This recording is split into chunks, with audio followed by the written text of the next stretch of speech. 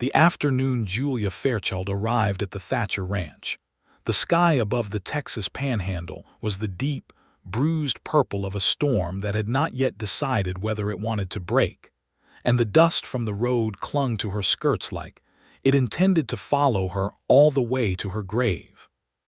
She was 24 years old, and she had walked 3 miles from the edge of Harding Creek, carrying a 7-month-old baby on her hip and a folded deed in her left hand, pressed flat against the child's back as though the paper itself needed protecting.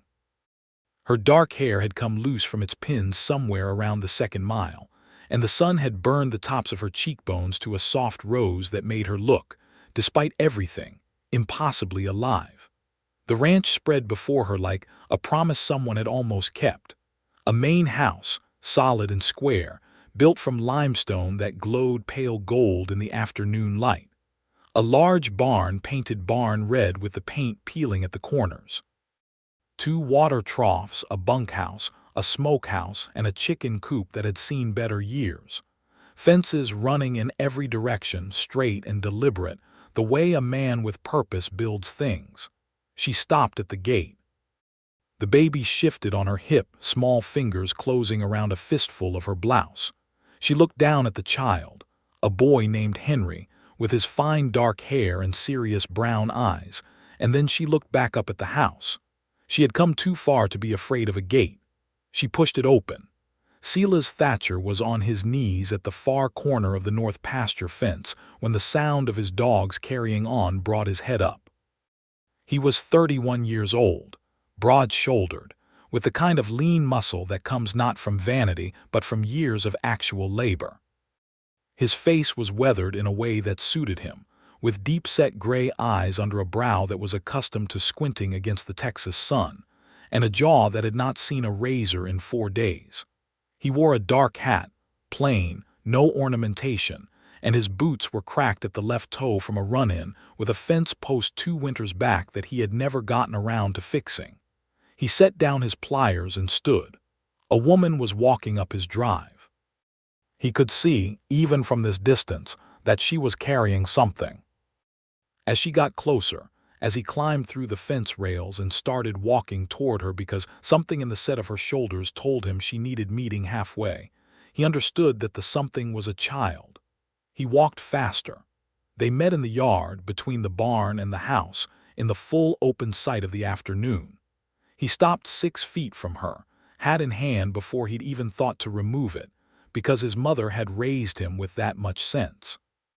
The woman looked at him with eyes that were neither soft nor hard, but something precise and clear, the color of strong coffee, and she held the baby higher on her hip without seeming to notice she was doing it. "I am looking for Silas Thatcher," she said. Her voice was steady. Whatever she'd been through to get here, she had packed her fear somewhere deep inside where it couldn't interfere with her voice. "You found him," he said. She looked at him for a long moment as if she needed to be sure. Then she reached into the fold of her blouse and produced the deed. She held it out to him. "My name is Julia Fairchild," she said. "This deed names me co-owner of the Harding Creek parcel, the eastern 40 acres that border your north pasture. It was signed by your father 4 years ago, and by my father the same day.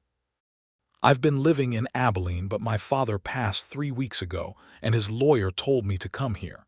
He said your father passed as well, and that you would know what the arrangement was." Silas did not take the deed right away. He looked at the woman holding it and at the baby on her hip and at the straight line of her jaw, and at the way she was standing in the dust of his yard without a horse or a wagon or a companion in sight, and something happened in the region of his chest that he had no name for and did not try to find one. He took the deed. He read it slowly. He was a careful reader, always had been. His father's signature was there, bold and familiar, a little shaky toward the end the way it had gotten in the last couple of years of his life. The date was right. The legal description matched the parcel he knew well. 40 acres of good grass along the creek, land he'd always thought of as just barely outside his own boundary, land he'd coveted in the vague way a man covets something he doesn't think he'll ever need enough to pursue. He folded the deed back along its original creases and held it out to her. "It's legitimate," he said. "My father mentioned it once before he died. He said he'd made an arrangement with a man named Fairchild over in Abilene." "Arthur Fairchild," she said. "Father?" He said Fairchild had helped him out of a bad situation with a cattle broker years back. Said the land was his way of paying the debt proper. He paused. "I didn't know there was a daughter." "There was," Julia said, and something flickered in her eyes that came and went so fast he almost missed it. "There is." He looked at the baby. The baby looked back at him with the full, solemn attention of a child who has learned that grown-up situations require observation. "The child," he said carefully. "Is there a husband?"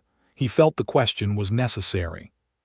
He also felt it was possibly the most personal question he had ever asked a stranger, which said something about the particular nature of this stranger. "There was," Julia said. "His name was Robert Hanley. He was killed 7 months ago in a dispute over a card game. Henry was born 2 weeks later." She said it without flinching, but her hand moved slightly on the baby's back, pressing the folded deed a fraction closer. "I am not here for sympathy, Mr. Thatcher. I am here because that land is mine by legal right and I intend to work it." Silas looked at her. He looked at the baby.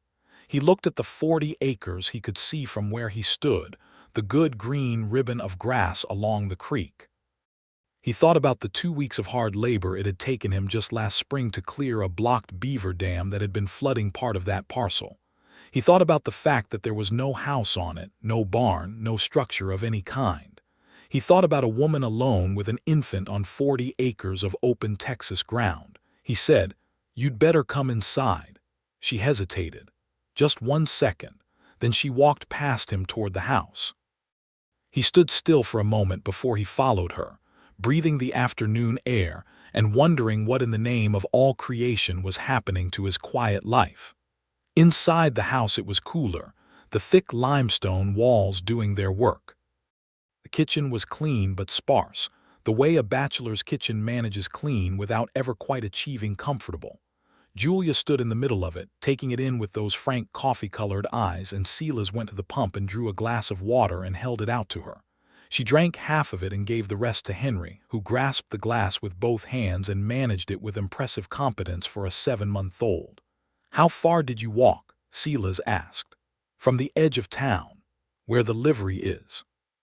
3 miles, he said. "More or less," she agreed. He pulled out a chair at the kitchen table and she sat down and settled Henry on her knee.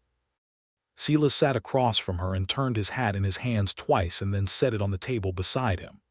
"What is it you are planning to do exactly?" he asked, not rudely, genuinely. "Build a house," she said. "Plant a kitchen garden, keep some chickens, maybe goats. Sell milk and eggs to the families in Harding Creek." She paused. "I know how to work. I grew up on a farm outside Abilene. My father taught me most of what he knew." "The land is good," Silas said. "Good grass, good water. But it's 40 acres with nothing on it, no shelter of any kind." "I know that. It's September," he said. "Storms come fast out here." "I know that too." He studied her for a long moment. She met his gaze without shifting. The baby made a small sound and grabbed at the air in the general direction of Silas's hat, and Silas, without thinking, reached over and set the hat on the baby's head. The hat dropped immediately over the child's entire face, and Henry made a startled sound and then laughed, a round, delighted baby laugh that filled the kitchen like something warm being poured into a cold room. Silas felt that laugh hit him somewhere below the sternum. He recovered himself. He lifted the hat off Henry's head. The baby grabbed for it again. "Here," Silas said, and let Henry hold the brim. The child examined it with grave interest. Julia was watching him. Something in her expression had shifted very slightly, the way light shifts when a cloud moves. "The parcel is yours legally," Silas said. "I'm not going to dispute that, but you cannot camp on 40 acres of open ground with a baby in September. The first blue norther that comes through would kill you both." "Then I will build quickly," she said. "You'll build what? With what lumber and whose labor?" She looked at him steadily. "That is my problem to solve, Mr. Thatcher." "Maybe," he said. "But I have a proposition for you if you'll hear it." She waited. "My ranch shares that boundary. I've got two hands, Hector and Dolph, who aren't carrying a full load right now. I've got lumber in the barn left over from when I built the smokehouse. I can have a proper two-room house up on that parcel inside of 3 weeks if we start now." He paused. "In exchange, I'd ask for grazing rights on the south end of your 40 acres, along the creek bend. My cattle have been working around that section for years, and it would simplify my operation considerably." Julia was quiet for a moment. She looked down at Henry, who had now installed one corner of Silas's hat brim in his mouth and was considering its flavor. She looked back at Silas. "Why would you do that?" she asked, not suspicious, genuinely wanting to understand. "Because it's the right thing," he said simply. She looked at him as though she was deciding whether to believe that.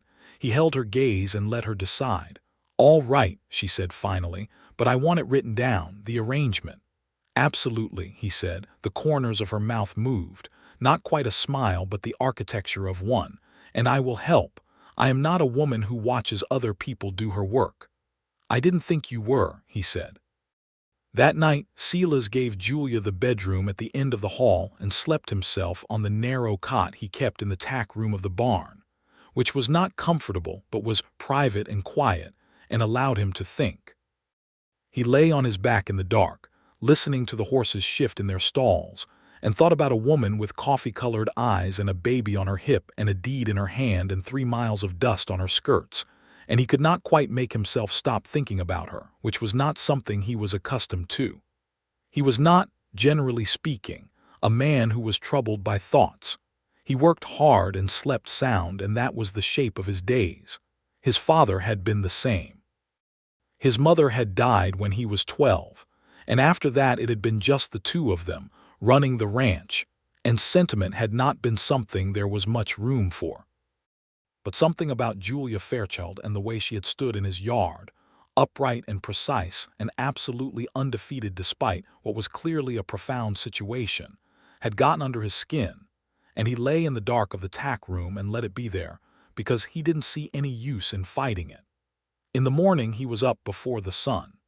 He had coffee made by the time she appeared in the kitchen doorway, Henry on her hip, her hair pinned up more carefully than it had been the day before. She stopped when she saw the coffee. "Thank you," she said quietly, and something about the way she said it, as though small kindnesses were a thing she had not recently been offered, made him look away so she wouldn't see his face do whatever it was doing. "I'll go talk to Hector and Dolph," he said. "We'll head out to the parcel this morning and see what we're dealing with." She poured her coffee. "I'll come." "You don't have to." "I want to see my land," she said simply. He didn't argue. They rode out after breakfast. Julia on the steady old mare he kept for guests. Henry in a sling arrangement she had fashioned from a length of cloth that she had apparently produced from her bag like a small domestic miracle. Silas rode beside her on his bay, Hector and Dolph following behind on their own horses. Hector Vega was 26, compact and dark-eyed, with a quick grin and the fastest hands with a rope Silas had ever seen. He was from a family that had been ranching this part of Texas for 3 generations, long before the state had any particular opinion about who belonged here, and he carried that history with a quiet dignity that Silas respected enormously. Dolph Crater was older, 40 maybe, a large, slow-spoken German man who had come west after losing his farm in Missouri and had found, unexpectedly, that he was very good with horses and even better with wood. It was Dolph who had built most of the structures on the ranch with those large, careful hands.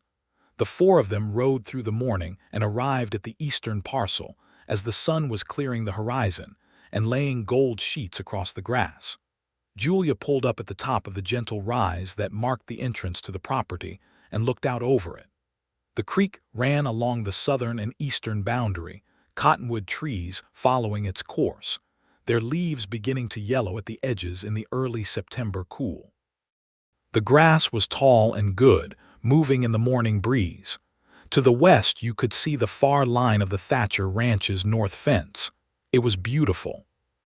Silas watched her face as she saw it for the first time. She went still in the saddle, not rigid still, but the kind of still that happens when something lands perfectly in the center of the chest and the body needs a moment. "Oh," she said softly. Then, remembering herself, "It's good land." "It's very good land," he agreed. Henry looked out from his sling at the grass and the creek and appeared satisfied. They spent the morning assessing. Dolph walked every foot of the flat ground near the creek bend, muttering to himself and occasionally kicking the soil. He declared with Germanic finality that they would build on the slight rise 20 yards back from the creek, which would keep them above flood risk and give them a view in every direction. "Good drainage," he said. "Good ground. 2 rooms, you said, Mr. Thatcher." "2 rooms for now," Silas said. He glanced at Julia. "Unless you need more." "2 rooms is more than enough," she said. "For now."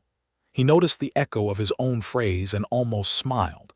The work began that same afternoon.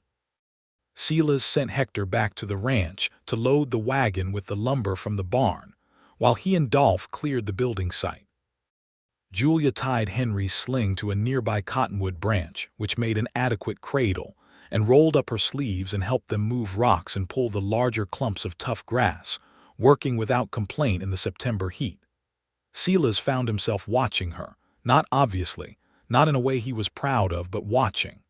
The way she worked with her whole body, efficient and unhurried. The way she checked on Henry every 15 minutes exactly, as if an internal clock ran the intervals. The way she talked to Dolph, asking genuine questions about the building process and listening to the answers with complete attention, and the way Dolph, who was not by nature a talkative man, found himself explaining more than he'd intended because she was such a thorough listener. He caught himself smiling once and made himself stop. By the end of the second day, the foundation logs were set. By the end of the first week, the walls were going up. Silas worked every day on the parcel, and he told himself it was because the labor required it, which was true, but it was not the only truth. Julia cooked the noon meal every day, producing food from somehow limited supplies that was consistently better than anything Silas had eaten in months. She made a corn cake one afternoon that Hector declared to be the finest thing he had eaten since his grandmother died, which he intended as the highest compliment, and Julia took it as such and made it again the following day. In the evenings they would ride back to the main ranch house together. Julia had offered more than once to find lodgings in Harding Creek, at the boarding house run by a widow named Mrs. Clary, and Silas had told her with a firmness that surprised even himself that she was to stay at the ranch until the house was finished, and that was the end of it. She had looked at him with those level eyes and had not argued, which he suspected meant she was relieved even if she wouldn't say so. On the 6th evening, he came in from the barn to find her sitting in the kitchen nursing Henry, a shawl draped over her shoulder, a small lamp burning on the table. She looked up when he came in, and then looked back down. He went to the stove and poured himself a cup of the coffee that was always somehow still warm when he came in, because she made sure of it, and he sat at the other end of the table and drank it, and they were quiet together, which was a different thing than being silent. The quiet between them was comfortable in the way of something that has been happening longer than 6 days, which puzzled him in a manner he found not unpleasant. "How long were you married to him?" Silas asked. He hadn't planned to ask it. It came out because the evenings had a way of loosening the things he kept carefully packaged during daylight hours. She considered the question without any apparent resentment at having been asked. 14 months, she said. "We married in the spring 2 years ago. He was charming, quick to laugh. My father liked him, which mattered to me. He did not tell me before we married that he had a problem with cards." "I'm sorry," Silas said. "I'm not asking for sorry," she said, but not unkindly. "I am telling you the facts so that you understand the situation you have placed yourself in by being generous to me. You should know what you are dealing with." "I know what I'm dealing with," he said. "A woman who owns 40 acres and knows how to build something from the ground up." She looked at him for a moment across the lamplight, and something moved in her eyes, something warm and surprised, before she looked back down at Henry. "You are an unusual man, Mr. Thatcher," she said. "Silas," he said. "You've been calling me Mr. Thatcher for 6 days, and it makes me feel like my father is in the room." She considered this. Silas, she said, and then more quietly as if she was testing the shape of it, Silas. He looked at his coffee cup. Julia, he said. She smiled. The full one, not the partial architecture of a smile she'd been offering him since she arrived. This was real, wide, and it changed her face entirely, lit it from somewhere inside, and he had to look away again because looking at it directly felt presumptuous. He cleared his throat. The roof goes up tomorrow if the weather holds. I know, she said. I am planning to help with it. You don't have to climb up on a roof, he said. I have done it before, she said. On my father's barn, I have good balance. He believed her. He believed it completely. He thought Julia Fairchild probably had good balance in every conceivable sense of the word. The house was finished in 18 days, which was 3 days faster than Silas had estimated, because Dolph, who had decided that Julia Fairchild was a fine woman and deserved a good house, had applied himself with particular intensity.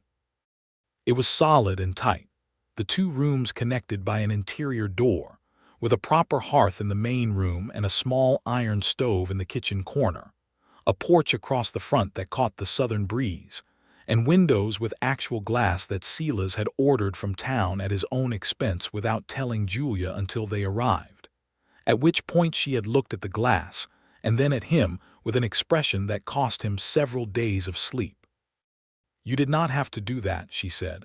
Windows keep the cold out, he said. Practical.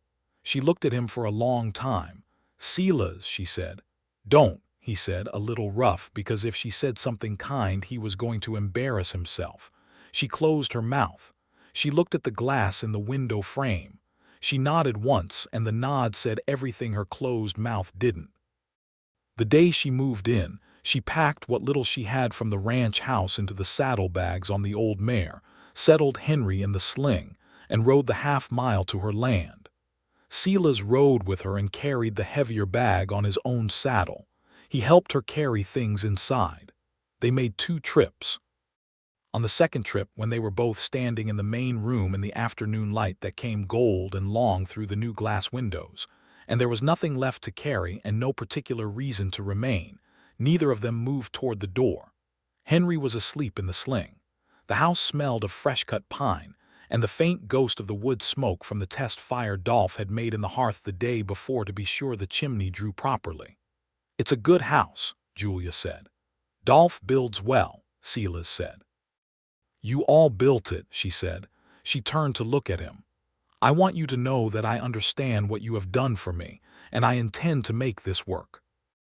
I intend to make this land something real.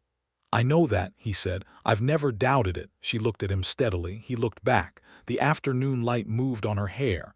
You should come for supper sometime, she said. Once I have things organized as a thank you. You don't owe me supper, he said. No, she agreed. But I am offering it freely, which is different. A pause. Will you come? Yes, he said. I'll come. He rode back to the ranch and spent the rest of the afternoon fixing a section of fence he'd been meaning to get to for a month. And he worked with a kind of contained energy that was difficult to name and more difficult to burn off. September gave way to October, and the first cool fronts began to roll through, dropping the temperature by 20 degrees in the space of an afternoon, and making the cottonwoods along the creek let go of their yellow leaves in cascading drifts. Julia's kitchen garden was in the ground, quick-growing greens mostly, and she had acquired 6 laying hens from a farm family named Beaumont 4 miles east, who had also offered her the use of their butter churn on a 2-days-per-week basis in exchange for half the butter she produced. She had, within 6 weeks, established a twice-weekly egg and butter route to 4 families in Harding Creek, riding out early in the morning with Henry on her hip in the sling and her eggs and butter in a basket on her arm.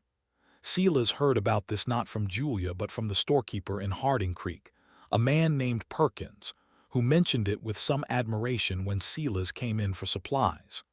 That woman on your eastern boundary, Perkins said. The Fairchild woman. She's been in here 3 times now, selling to the families. They say her eggs are the freshest in the county and her butter is something extraordinary. Silas looked at the shelves and did not say anything.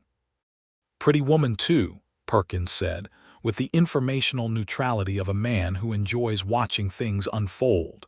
"Carries that baby everywhere. Never seems put out by it. Told Mrs. Perkins that the baby rides her egg route with her every Tuesday and Friday like he's a working partner." Silas bought his supplies and rode home. He took her up on the supper invitation on a Friday evening in mid-October, when the air had the first real bite of coming cold, and the stars were beginning to show up hard and bright the way they do in autumn. He brought a bottle of elderflower cordial he'd been keeping and a wedge of sharp cheese from the store, which felt like the right kind of thing to bring. She had made a bean and salt pork stew that filled the house with its smell from the moment he stepped on the porch. The house was warm.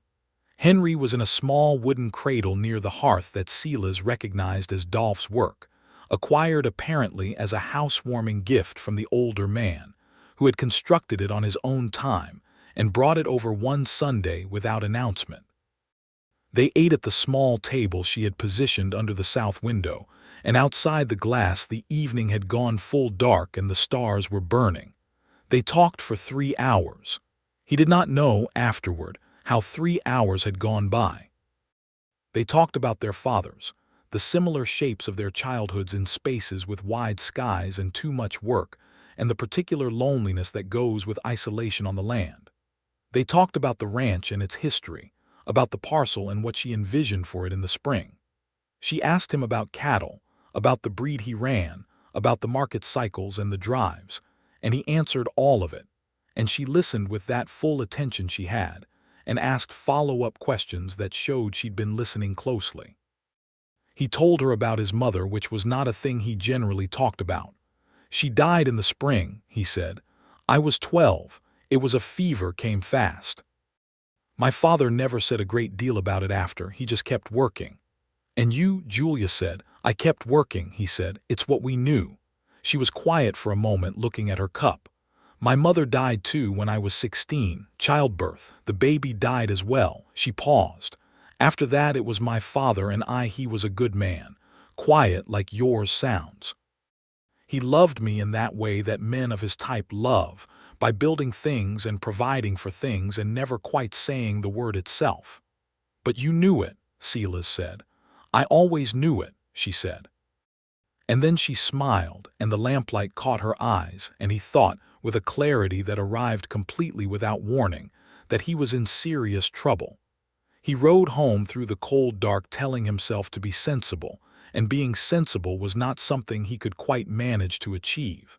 He came for supper the following Friday as well, and the one after that. It became, without either of them formally announcing it, a weekly occurrence, and then it became sometimes also Wednesday, and then sometimes also Sunday when he was fixing fence near her boundary, and she would come to the line and call out that there was coffee if he wanted it, which he always did. In November, the first real norther blew through, the kind that drops temperatures to freezing before midnight and brings horizontal sleet. Silas rode out to her place at first light the morning after to check the house, and found her already up, the fire built hot, Henry dressed in so many layers he could barely move his arms, and 6 indignant but unharmed hens in a wooden crate inside the main room. "I brought them in last night," she said, when the temperature dropped. He looked at the crate of hens. He looked at Henry, round as a ball in his layers. He looked at Julia, who was composed and warm and completely unruffled by the fact that she had apparently spent the night with a baby and 6 chickens and a Texas norther, and something happened in him that was not quiet and not small, and not the kind of thing a man can tell himself is sensible. He was in love with her. He had been, he suspected, since about the 3rd day of watching her work, and he had been refusing to use the word because using it changed things, and things were already complicated enough. He stood in her doorway for a long moment. "Come in," she said. "I have coffee." He came in. He sat at her table. He drank the coffee. He played with Henry, who had discovered in recent weeks that grabbing an adult's finger and pulling on it was an excellent game, and who was particularly delighted by Silas, because Silas had large hands and the finger-pulling game was therefore more dramatic. He stayed for 3 hours and then went back to his ranch and checked his own cattle and fixed a section of the barn wall the storm had damaged. And all of it he did in the grip of that new knowledge, that quiet, devastating recognition. He said nothing. He was afraid of saying it incorrectly, or saying it too soon, or saying it and watching her face change into something polite and closed. She was a widow of 7 months with a baby and a new homestead, and a business she was building from nothing. She did not need a neighboring rancher to make her life more complicated, but he could not unknow what he knew. December came, and with it Christmas, which Harding Creek celebrated with a town gathering in the church on Christmas Eve. A long service followed by an equally long party at the hotel, where the Perkins family and 3 other prominent families provided food, and someone always produced a fiddle player, and there was dancing until midnight. Silas went every year because he had gone every year since he was a boy, but this year he found himself at Julia's door 2 weeks before Christmas, asking if she planned to attend and offering to escort her if she wished. She looked at him from the doorway. "Is this you being neighborly again?" she asked, and her tone was not precisely teasing, but it had a note in it that was aware of itself. "That's up to you to decide," he said. She smiled. "I would like to go," she said. "I haven't been to a proper Christmas gathering in 2 years. Henry will need to stay at Mrs. Clary's. She offered to watch him for the evening. Then I'll come for you at 6, he said. She wore a dress he had not seen before, the deep red brown of clay, with her hair pinned up more elaborately than her usual practical style. And when she opened the door and he was standing on her porch in his best jacket and a hat he'd actually brushed, they both looked at each other for a beat longer than necessary before she said, "You look very well, Silas." And he said, "So do you, Julia," which was the most inadequate thing he had ever said, and he knew it the moment it left his mouth. The church was warm and full, and smelled of pine boughs and candle wax. They sat together, close enough that their arms touched at the shoulder, and Silas was aware of that point of contact for the entire service. Afterward at the hotel there was music and food and the loud, cheerful chaos of a small town that has been waiting all year for an occasion. And Silas danced twice with Julia, the formal way you danced at these things, hands barely touching, a foot of proper air between you. But in those 2 dances he looked at her face and she looked at his, and he understood that she was feeling something too. He was not misreading it. He had spent enough of his life with clear-eyed judgment about practical matters to recognize it when he saw it. He brought her home at 11, which was before midnight because he had a horse and she had not been comfortable leaving Henry too late. He walked her to her door and they stood on the porch in the cold, and the stars were extraordinary, the way they get in December in Texas, hard and bright as cut glass, and the air smelled of cedar and ice. "Thank you," she said. "I had forgotten what it felt like to spend an evening just being a person at a party." "You deserve more evenings like that," he said. She looked at him. The moonlight was full and her face was clear in it, the line of her jaw, the particular steadiness of her eyes. "Silas," she said. "Julia," he said. Neither of them said anything for a long moment. He could see her breath in the cold air. "I think," she said carefully, "that something is happening between us." He said nothing. He was afraid of interrupting her. "I want to be honest with you," she said, "because you have been honest with me from the first day, and that is not something I take lightly." She looked down for a moment at her hands, then back up. "I did not come here expecting anything except what I came for, the land. A place for Henry and me. I was not looking for anything else." "I know that," he said quietly, "but I find that you are very present in my life," she said, "and I find that I am glad of it." "More than I expected to be." She paused. "I don't know what to do with that. I am not sure I am ready. Robert was only 7 months ago, and some days that still feels very close.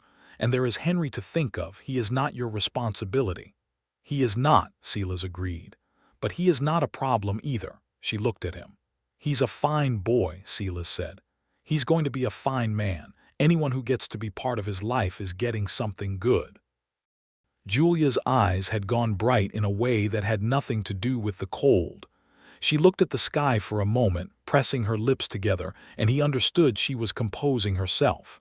"I am asking for time," she said finally. "Not forever.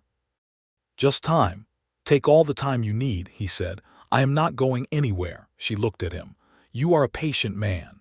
"I am a particular kind of man," he said. "The kind who knows what he's got when he finds it and does not put it at risk by rushing." She was quiet for a long moment. Then she reached out just briefly and touched the back of his hand with her fingers. It was not a romantic gesture exactly. It was something quieter and more serious than that, a kind of acknowledgement, a kind of promise without words. He turned his hand over and closed his fingers around hers for just a moment. Then she said goodnight and went inside, and he stood on her porch for another full minute before he walked to his horse and rode home through the starlit dark, his heart doing something loud and inconvenient in his chest. The winter was long and cold, and it was also, for Silas Thatcher, the best winter of his adult life. They fell into a rhythm, the way people do when they're building something without quite naming what it is. He would come in the evenings 2 or 3 times a week, and they would sit by her fire. Henry, growing fast and increasingly mobile, would conduct his business on the floor between them, pulling himself to standing against whatever furniture was within reach, examining objects with the thoroughness of a scientist and the aggression of a small general. Silas and Julia would talk, sometimes for hours, about everything and nothing and the territory in between. She told him about growing up in Abilene, about the farm, about the teacher she'd had who had given her books and told her she had a mind worth using, and how those books had shaped the way she thought about things. He told her about the first time he'd driven cattle alone, at 17, the long plains and the storms, and the particular feeling of being completely responsible for something large and animal and unpredictable. He told her about the Mexican vaquero who had taught him to rope, a man named Aurelio, who had been on this land before any settlement, and who had the courtesy to pretend otherwise when it suited him. He told her about Hector's family, the Vega Ranch 4 miles west, one of the oldest ranching families in the region, and how they'd lost a large portion of their grazing land to legal maneuvering by a speculative land company 3 years back, and how it still sat wrong with him. "It sits wrong because it is wrong," Julia said, with the directness she always brought to things that were clear. "Men who have ranched land for generations and then have it taken from them through legal tricks that they did not have the resources to fight. That is an injustice. Hector doesn't talk about it much," Silas said, "but you can see it in him if you know what to look for." "I want to meet his family," Julia said, "properly." "They'll come for supper in the spring," Silas said, and he meant it. And in the spring they did, and the Vega family, Hector's parents and his 2 sisters and his grandmother, who spoke very little English but communicated with impressive efficiency through expression alone, came to Julia's house and ate her food and left 4 hours later with the grandmother having patted Julia's face and said something to Hector that made him grin. "What did she say?" Julia asked him. "She said you have the hands of a woman who knows what is real and what is not," Hector said. "She means it as the highest thing." Julia had looked at those hands, flour-dusted and work-roughened, and smiled. But that was spring. The winter still had to be got through, and they got through it together, warm and close in the way that adjacent fires make adjacent rooms warm, each of them in their own house but connected by the half-mile between and the things that passed back and forth across it. He kissed her for the first time in January on a Sunday, after a particular afternoon when Henry had fallen asleep between them on the settle, and they had been quiet for a long time with the sleeping baby between them and the fire speaking to itself, and Julia had said, very softly, "I think I am ready now," and he had looked at her and understood exactly what she meant, and he had leaned across the sleeping Henry and kissed her gently, and she had kissed him back, and it was the quietest, most certain thing he had ever done. Henry slept through all of it, which was just as well. After that, things moved in the way things move when 2 people who have been carefully circling each other finally arrive. The evenings were different now, warmer at their edges, the conversations threaded with small touches, and the occasional shared smile that referenced things that did not need to be said aloud because they had been said, and were now simply known. He asked her in February, on a cold, clear evening with the stars doing their hard, bright winter business above the porch, to marry him. He did it simply because he was not a complicated man, and he did not believe in complicating simple things. He said he loved her, and he said he would spend whatever time remained to him making sure she knew it every day, and he said that Henry was as much a part of that as Julia herself, and he wanted that understood clearly. She looked at him for a long time. Her breath made small clouds in the cold air. "Yes," she said. "Yes, Silas." He let out a breath he felt like he'd been holding since September. They married in the spring, on a Saturday in April, at the church in Harding Creek, with Hector and Dolph as witnesses and Mrs. Clary and the Beaumont family and Hector's entire family in the pews and the Perkins from the store and various other people from the county who had, apparently, been watching this situation develop with considerable investment. The preacher was a short, energetic man named Reverend Tobias, who conducted the ceremony with great feeling and some flourish. Julia wore the red-brown dress from Christmas with white flowers from the creek bank pinned in her dark hair, and she carried Henry on her hip right up until the moment the ceremony started, when Hector's mother, a serene and capable woman named Elena Vega, stepped forward and took the baby with the authority of a woman who has raised 4 children and knows what needs doing. Henry regarded Elena with solemn assessment and then apparently decided she was acceptable because he went without complaint. Silas stood at the front of the church and watched Julia walk toward him, and his heart was doing that loud, inconvenient thing it had been doing since September, but worse now, more insistent, and he did not try to quiet it. He stood straight and looked at her coming toward him and felt, in the specific and private territory of his own chest, as though he was watching something irreplaceable come safely home. When she reached him, she looked up at him with those level coffee-colored eyes and said, very low, "You look like you might cry, Silas Thatcher." "I might," he said honestly. She looked at him for a moment. Then she said, even lower, "So might I." The Reverend cleared his throat. They said their words. He put the ring on her finger, a simple band of gold that had been his mother's. When the Reverend said he could kiss his bride, he did, briefly and appropriately, but there was nothing small about what it contained.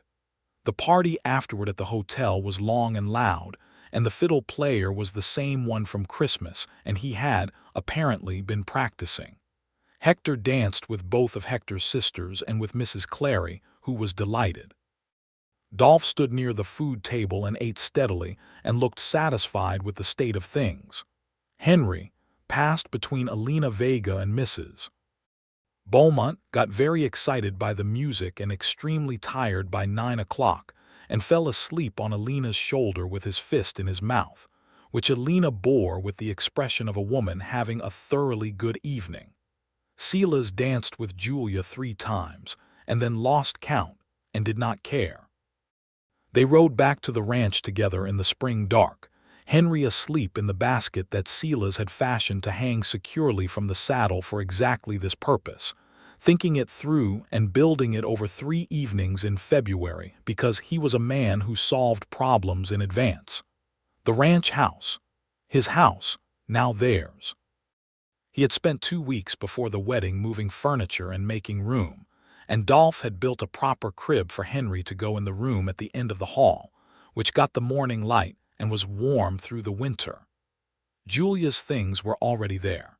She had moved in 4 days before the wedding, which had created a brief and good-natured scandal in Harding Creek that neither of them had lost any particular sleep over. She walked into the house as his wife and stopped in the kitchen and looked around at the things that were now arranged the way she had arranged them, her dishes alongside his, her curtains on the windows, her herbs hanging to dry from the rafter she'd asked him to install, and she said, "It looks like home." And he came to stand behind her and put his arms around her from behind, and she leaned back into him, and they stood like that for a long moment in the quiet house. with Henry asleep in the basket on the table beside them, and outside the spring peepers were singing in the creek. "It is home," he said into her hair. Summer came and the ranch was full of work, and the 40 acres parcel continued under Julia's management, because it was hers, and she said clearly she intended to keep it producing, and Silas had no argument with that. They discussed the grazing arrangement they had formally documented back in September and agreed it remained fair and useful, and that was settled. She expanded the egg route to 6 families and established a trading relationship with the Beaumont farm that was mutually productive, and she started, in the long summer evenings, teaching Henry to walk, which Henry approached with enormous determination and frequent dramatic falls. Silas was home for all of it. He built his days around being home. He taught Henry to walk by walking beside him, holding one large hand low for Henry to grab when the ground got uncertain, and Henry, who had decided sometime around February that Silas was one of the fixed points of the world, grabbed that hand and trusted it completely and charged forward into the grass. In August, Julia told him she was pregnant. She told him on the porch in the evening, sitting in the chair he'd built for her, looking out at the sunset, and she said it plainly because she was a plain-speaking woman, and then she watched his face. His face did the thing she'd noted once before, at the gate on the day she arrived, that unnamed movement in the region of his eyes. "You're certain," he said. "I am certain," she said.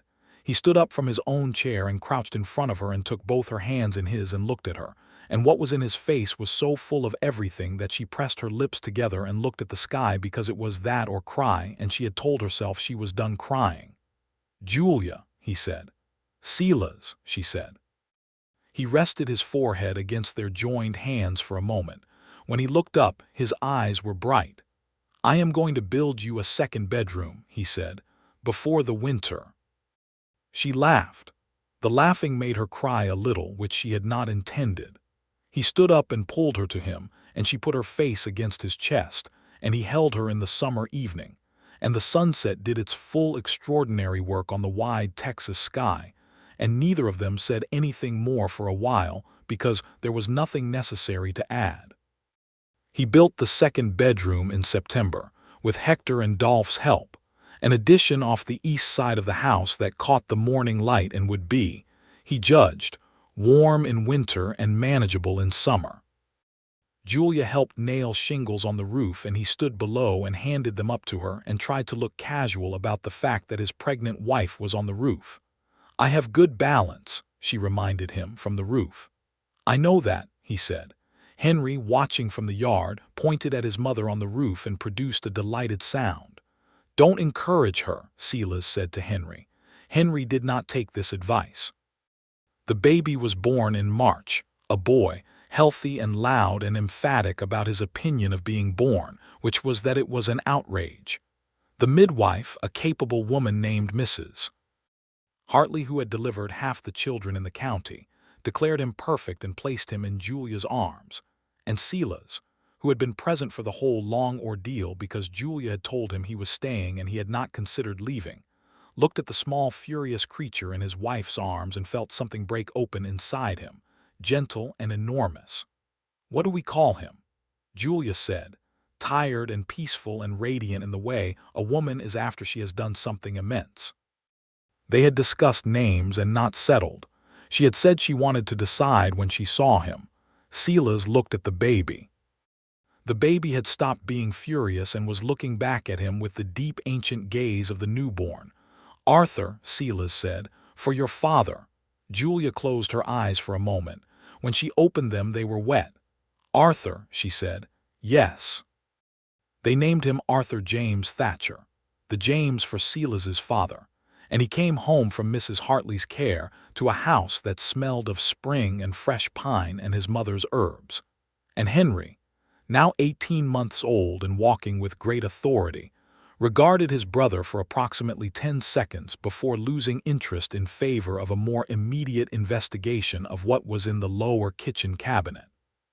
But over the weeks that followed, Henry's interest returned and deepened into something proprietorial and affectionate, and he would bring Arthur things, small objects from the floor, which he placed next to the baby with ceremonious care, as though making offerings. Silas watched his sons and did not trust himself to speak about it. Spring gave way to summer, and the ranch found its full stride. Silas expanded the herd by 20 head after a strong sale year, and Julia's 40 acres continued to produce.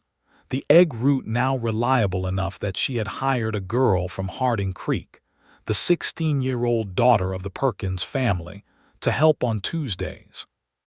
The kitchen garden grew beyond kitchen purposes, and she had, by midsummer, a serious vegetable growing operation that sold to the hotel and the boarding house. Hector had met, at the Christmas party the previous year, a young woman named Rosa from the county east who had come visiting her cousins, and by spring he was riding east on his days off with a frequency that Silas and Julia noted without comment. By the summer he arrived at supper one Sunday evening glowing like a man who has been struck by lightning in the most favorable possible way, and announced that Rosa had agreed to marry him, and Julia made a sound that was purely celebratory, and Silas shook his hand with genuine warmth, and Dolph, who was also there, said, "About time," with the satisfied expression of a man whose judgment has been confirmed. That fall, Hector and Rosa married, and it was Julia who organized the food for the wedding party and Silas who lent his hay barn for the dancing, and the celebration lasted until 3 in the morning, because the Vega family and the County East Rosa had between them an inexhaustible supply of people who knew how to make a party last. The years settled into the shape of a life. Not a smooth or an easy life, because the land and the weather and the market and the particular nature of ranching did not permit ease exactly, but a good life, a full one, with substance at the center of every day. Dolph built them a larger table for the kitchen, unprompted, one winter, because he had noticed that the table was getting crowded on the Sunday evenings when Hector and Rosa came for supper. He delivered it on a Tuesday morning in a wagon and carried it in by himself, and installed it against the south wall with the satisfaction of a craftsman, and Julia fed him lunch, and he went home having said perhaps 40 words, which was about his average. Henry started school in Harding Creek at age 6, riding the distance on a small pony Silas had acquired from a rancher south of town, a patient, dun animal named Copper who seemed to understand he was carrying something important and adjusted his behavior accordingly. Henry was, from the first day, a serious and capable student who read quickly and remembered everything, and his teacher, a young man from Virginia named Mr. Graham, sent a note home in the second month of the school year that said Henry Thatcher had an exceptional mind and would benefit from additional books. Silas read the note and then looked at Julia across the kitchen table. "He has your mind," he said. "He has his own mind," she said, "but I am glad of it." That Christmas, Silas acquired 3 books from the catalog, history and natural science, and a collection of stories, and put them under the tree for Henry, who opened them on Christmas morning with the look of someone receiving exactly the right thing. Arthur, 4 years old that spring, was a different variety of child entirely. Where Henry was precise and internal, Arthur was loud and physical and fearless, always moving, always into something, with a laugh that operated at maximum volume and a complete disregard for the concept of an indoor voice. He was Silas in miniature, Julia said frequently, and Silas would look at his younger son hurling himself at something without apparent concern for consequence and felt simultaneously proud and exhausted. Life moved. The seasons turned, as they do. In the spring of the 5th year of their marriage, on a morning when the creek was high from snowmelt and the air smelled like everything growing at once, Julia came out to where Silas was working on the north fence and stood beside him without speaking for a moment. He looked at her.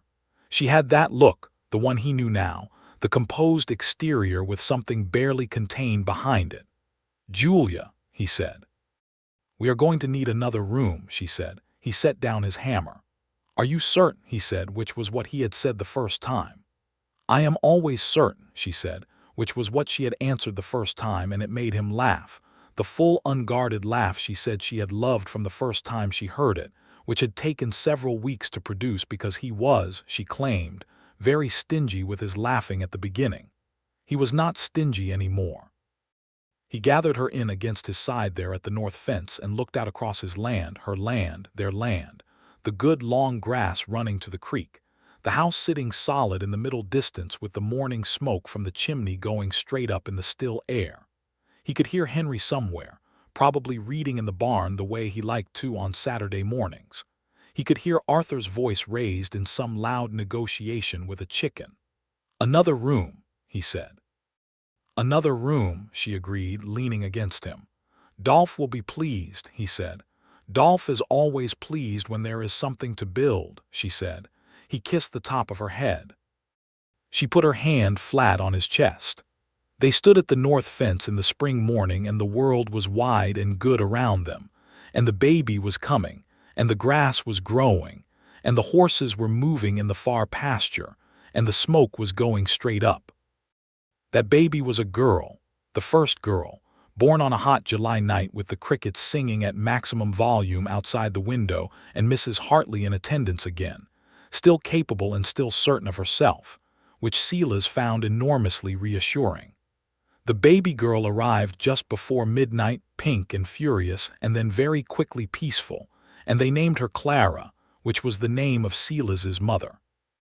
Henry 10 held her with a concentration that suggested he was aware of the responsibility and intended to meet it. Arthur 6 held her for approximately 30 seconds before deciding he was finished and handing her back, which was efficient if not sentimental.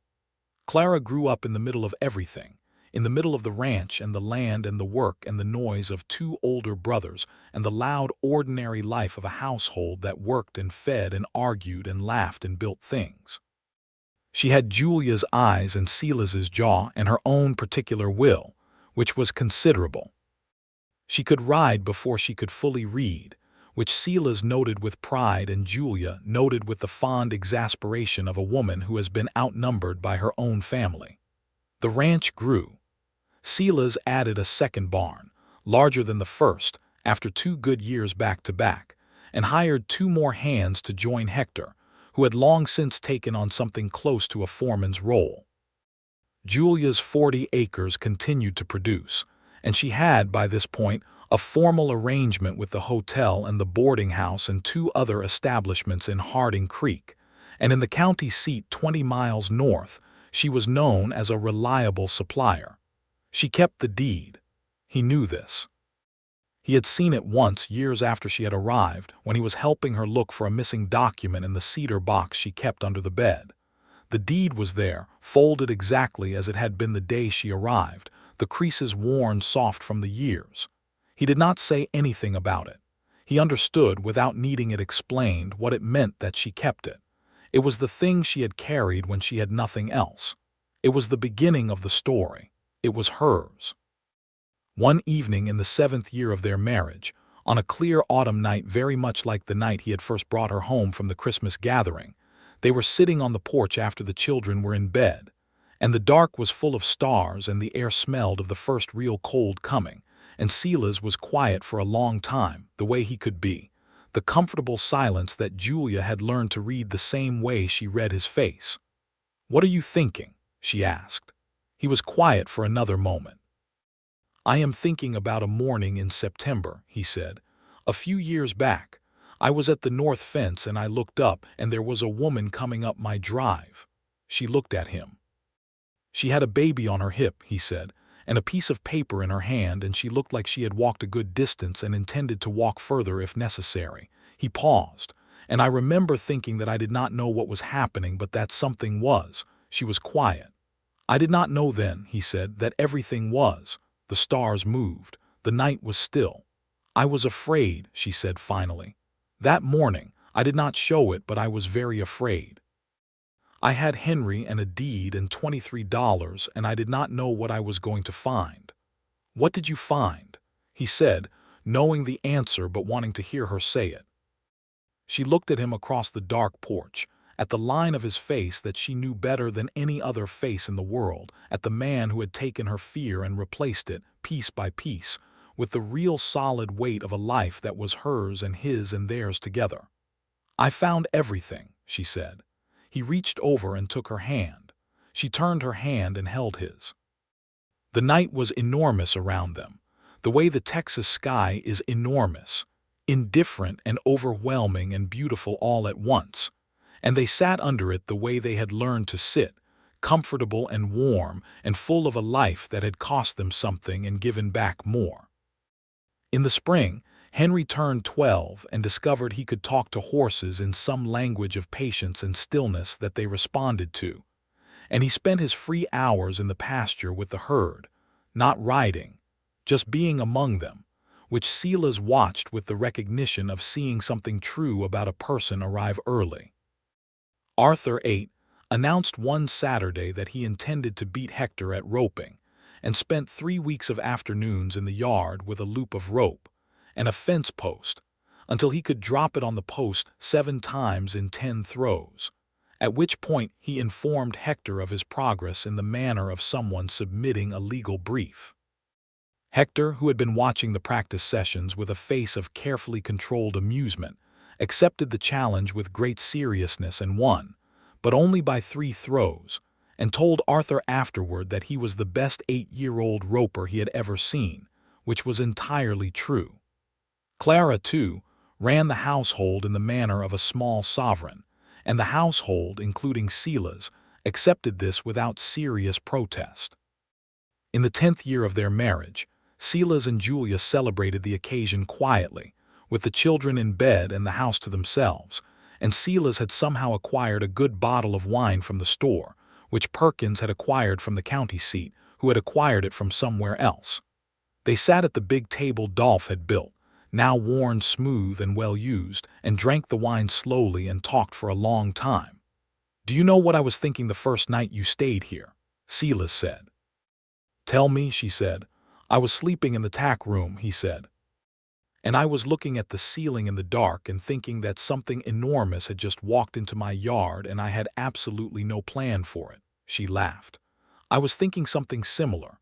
I was in the bedroom at the end of the hall and Henry was asleep and I was listening to your house settle and I was thinking, what have you done, Julia Fairchild? What on earth have you done?" "And," he said. "And I thought," she said, her voice warm and precise and still somehow, after 10 years, capable of making his chest do the thing it had always done. "I thought, whatever it is, I think it is the right thing." He leaned across the table and kissed her, and she kissed him back, and the lamplight was warm and the house was quiet around them, and outside the spring peepers were still singing in the creek. Hector and Rosa came for Sunday supper with their 3 children, 2 boys and a girl, who tore through the yard with Henry and Arthur and Clara in a running pack that raised dust and volume in roughly equal proportions. Dolph came too, as he always did, and ate with the solid satisfaction of a man who has found his people and intends to stay. The Vega grandmother, 90 if she was a day and still sharply perceptive, sat in the chair they kept for her on the porch and watched the children, and occasionally said something to Hector that made him laugh. These were the Sundays. These were the shape of it. Julia tended her land with the same care and intention she had brought to it from the first day. The egg business had become something she could have sold 3 times over, but she did not sell it because it was hers and it worked and she had built it, and Silas understood this and supported it, and occasionally helped deliver the Tuesday baskets when she had too much on her hands, driving the wagon into town with Henry beside him on the bench seat, the 2 of them quiet in the easy way of people who have learned each other. Henry at 15 was taller than Silas, which Silas accepted with equanimity. He was reading everything he could access and had in the past year started corresponding with a school in the county seat that was discussing the possibility of higher education opportunities. Julia and Silas had talked about this at length, sitting up late after the younger ones were in bed, discussing what was possible and what was right. "He should go," Julia said. "If there is a way, he should go. He has the mind for it." "It's expensive," Silas said, "and far." "We have the land," she said. Both parcels, we can manage it. He looked at her. You do that, put the parcel toward his schooling. It's land, Silas, she said. Henry is irreplaceable. He had no answer to that. In the end, they found a way. Between what the ranch was producing and a modest scholarship from the county education board that Mr. Graham, Henry's teacher, had nominated him for and that Henry had earned.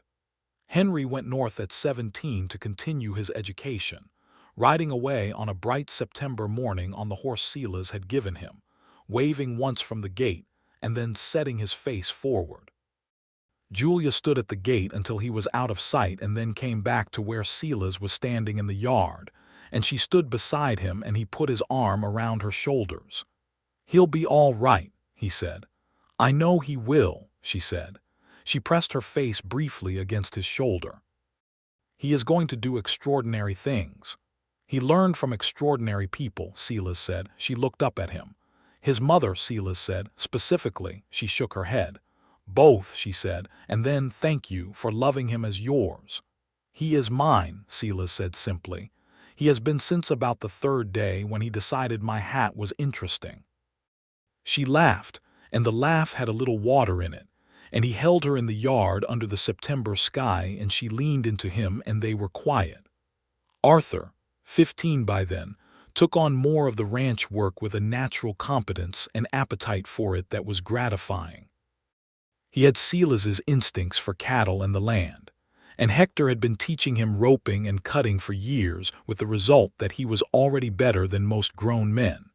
He was loud and large and laughed constantly and worked without complaint, and was, to his father's eyes, a person of exceptional quality who would probably break some girl's heart at some point, though that was a future problem. Clara, 10, was reading everything Henry had left behind and had added her own opinions to everything, which she delivered with her mother's precision and her father's volume. She had decided she wanted to be a school teacher, and she said this with such finality that the family accepted it the way they accepted the weather, as a fact of the landscape. In the autumn of the year Clara turned 10, Silas walked out to the north fence one morning, the same section he'd been fixing the day Julia arrived, and he stood there in the fall light and looked out over everything he could see, the ranch and the parcel beyond, the creek and the cottonwoods and the house and the barns and the fences that ran in every direction, straight and deliberate, the way a man with purpose builds things. He thought about a September afternoon 12 years ago and a woman coming up his drive with a baby on her hip and a deed in her hand, and the way something had happened in his chest that he had not had a name for. He had a name for it now. He had been using it every day for 12 years. He picked up his pliers and went back to work. Julia came out of the house at noon with lunch in a basket, the way she did sometimes, walking out across the grass to wherever he was working and sitting with him in the sun and eating together. She set the basket down and sat on the top rail of the fence in a way that still made him want to tell her to be careful and still made him not say it because she had good balance and she always had. She handed him a biscuit and took one for herself. Letter from Henry, she said. He passed his examinations, top marks. Silas let out a breath. Of course he did, she smiled. He's coming home for Christmas. Good, he said, and then because it was true, I miss him. So do I, she said. Every day. They ate their lunch in the fall sun, sitting on the fence rail together, looking out across the land. The grass was going gold at the tips. The creek was full from the autumn rains. The air smelled of the season turning. Silas, she said. Julia, he said. She looked at him with those level coffee-colored eyes, worn now to something deeper than they had been at 24, something fuller, seasoned by all the seasons they had lived through together. Do you remember what you said to me on the porch? She asked. The night before we married, he thought about it. I said I would spend whatever time remained to me making sure you knew every day that I loved you. Yes, she said. And he said. She looked out at the land for a moment, at the full scope of everything they had built. Then she looked back at him. And you have, she said, every single day. He reached out and covered her hand with his on the fence rail, the large weathered hand that had worked this land for 30 years, and she turned her hand over and held it, the work-roughened hand that had carried a baby and a deed through 3 miles of Texas dust and changed everything it touched. The sky above the panhandle was the deep clear blue of a day that has fully decided to be beautiful. The wind moved through the grass. The cottonwoods along the creek were bright gold. The house sat solid and right in the middle of the afternoon, smoke going up straight. It was quiet and it was full and it was theirs. Henry came home for Christmas that year with a new gravity and a new laugh that had matured into something that sounded, Julia said, astonishingly like his grandfather's. He sat at the big table and talked with a depth and range that made Silas proud in the way a man is proud when something he helped tend has become more than he could have designed. Arthur arm-wrestled him after dinner, and they argued happily about cattle breeds for an hour. Clara interrogated him about the school, with the thoroughness of a future teacher evaluating curriculum. Dolph came for Christmas dinner as always, and Hector and Rosa and their children, and the house was full past its comfortable capacity, and no one minded.